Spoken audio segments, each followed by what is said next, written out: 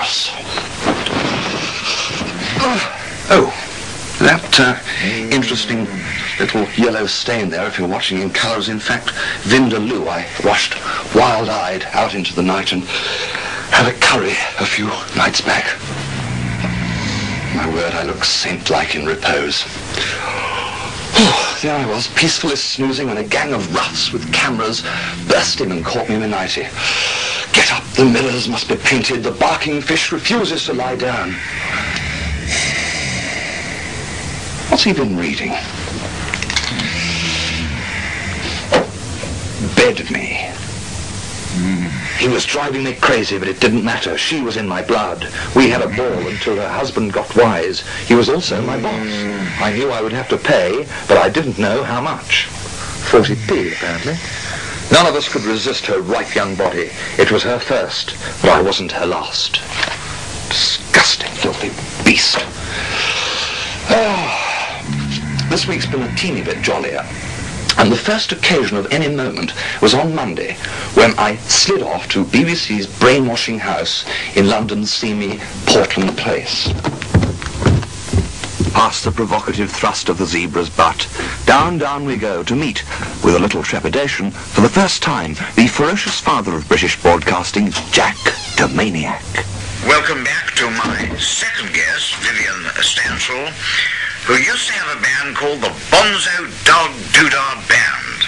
And he wants to have a few words with you on his own first, and a little later on, I'll be talking to him.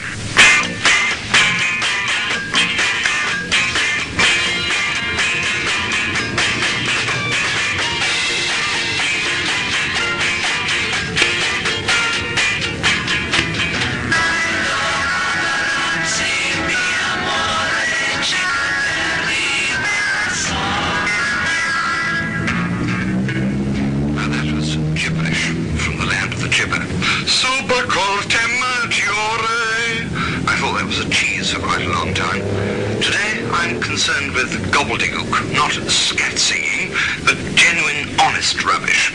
Perhaps the husband of the wife of Mr. Wu will put you in a more distracted state of mind. Said the geisha serving tea me like you. Tasted dish she brought and made love to. Then I said you'd better stop, but you can't meddle with me chopstick. I'm the husband of the wife of Mr. Wu.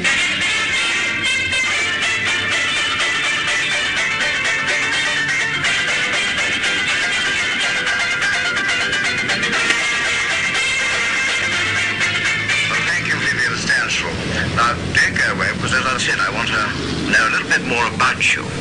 Tell me about the Bonzo Dog Doodah Band and the Bonzo Dog cartoon character.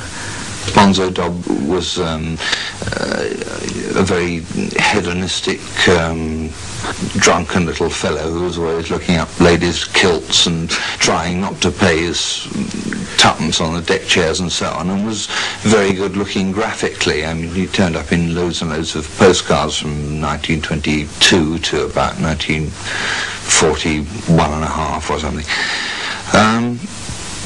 What we did as a band was simply to go to pubs, say, has anyone got any requests? And they say, yeah, can you play Release Me? We say, immediately, dear boy. And pretend to play whatever people ask for. Now, let's forget you for a moment and then talk about your records. Where do you get all these marvellous records from? Well, in fact, places like this, here in the Old Kent Road, Goldie Oldies, and I'm hoping that I'll find in here some whelks as well as some records to brighten up the radio program. Hot hits is indeed two big reasons why I like you. Oh, whack-a-do, whack-a-day, and I did. I'm on this one. There I am, Bonzo Dog Band. Can Blue Men Sing the Whites? I wrote that one. But what I'm really after is 78s. Where are they? Yes, here. Rascals.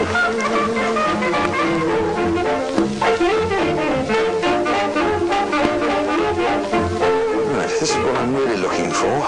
Jim Jam's The Duchess. I've got a record of The Duchess at home with the piano. It'll be instrumental. I like that. The Cobbler's Song. I think not, possibly. I Could Be a Mountain by Jimmy Young. Sounds like it. Oh, this is more the sort of thing that I'm looking for. Ridiculous titles. Po-Key O-Key-O. Comedy Foxtrot. Original Havana Band. I don't know if that's the Savoy Havana Band. If it was, I would buy it. I mean, all of this could be used in the radio. I mean, I imagine the ratio is 1 record in 10 I can possibly use. I didn't really never ought to have went from Lights Up. Doris Hare, Comedienne. I'll buy that, same as I will. Oh, yes, Sandy Powell. That's the sort of thing that I like Sandy Powell. Can you hear me, Mother? Hear My Prayer, Master Kenneth Purves, the famous boy chorister. Over the Wings of a Dove. Well, I'll have that because I like the song. I like the idea of Mr. Purves or Master Purves. Oh. What your birth stars foretell if born in July. Great. People born in July are often looked upon as a puzzle by their relatives and friends. They are at once strong and weak, clever and stupid. For instance, they seem and actually are romantic souls. The women see their love affairs through a rose-colored haze. They sacrifice all for the one they love. Yet, a July sweetheart will inquire gently, but firmly, how much her suitor earns per week or per year.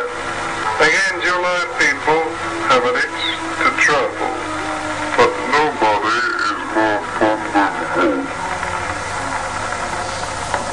Now, I never know what a normal person is. No, boy. So, would you like to tell me? You said you don't, but who do you attack then? People who purport to be normal, who glory in their own normality.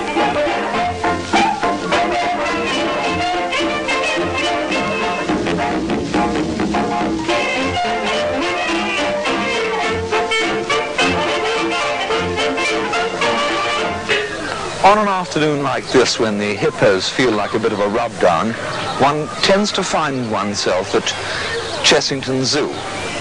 And the first thing that struck me was a piece of nose putty thrown by a person of, I think, Aboriginal origin. The first thing that really grabbed my attention was this sign here. It's fun to be thirsty, which suggests all kinds of things. Perhaps it's comic to be decapitated, or it's jolly to have your leg off, or it's lots of laughs, a lobotomy. In Monkey Walk there is much to surprise. I was reminded of my first offence against society by a friendly gibbon. I was arrested by one PC gibbon who I suggested might be the long arm of the law. I lost. But now public opinion. Do you think that animals should wear trousers? As a matter of principle, yes, I think all animals should be clothed. Like piano legs as well. Yeah? Yeah. When I asked people this at the London Zoo, a lot of them said that they thought the idea of them wearing animals was immoral, but it would be all right if they walked in trenches. Well, yes, but imagine the depth of trench necessary for a giraffe. Might seem a daft question, but in London Zoo on my way into the reptile house, I noticed a great crowd before the old monkey cages, ogling the gorilla and the orangs. 3/4 of an hour later, when I emerged dripping and triumphant, I was astonished to see the same crowd. So, armed with a tape recorder and armoured with a heavy, "Hello, I'm from the BBC," I asked if animals should wear trousers. 70% said yes, and one lady suggested that female monkeys might wear tutus, and she was serious. Who are the watchers and who the watched? I mean, why